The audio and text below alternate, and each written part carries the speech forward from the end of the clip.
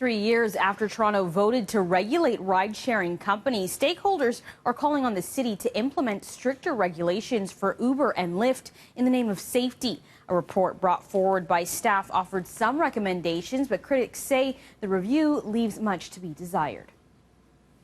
When you have people in the back seat, doing whatever people do, strangers, it's a lot of pressure. These are hard jobs. Cheryl Hawkes doesn't want anyone to experience the pain she's been through. It has to have been a difficult year for your family, though. Hell. Yeah. Hell. Yeah.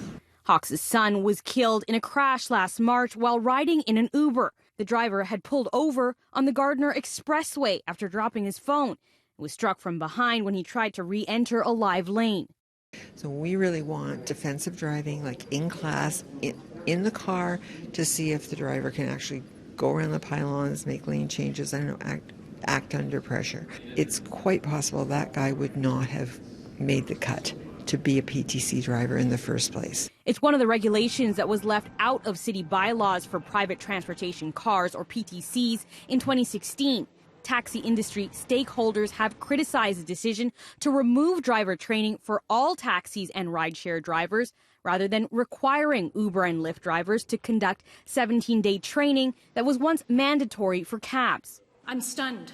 I'm stunned by this report, I have to admit. It's vague at best. Defensive driving has to be learned in a car.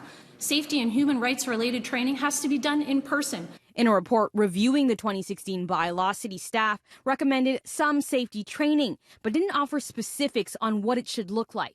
Who does the training? I mean, right now we do have Seneca College that does training for Beck. Well, okay, we could ask them to do it. At a licensing committee meeting tonight, Vice Chair Jim Karajanis moved a motion to send the report back to staff to get more information before sending it to council. When you hear, well, we don't have all the numbers, we don't have this, we don't have that. Well, if you don't have it, let's send it back in order for you to get those numbers.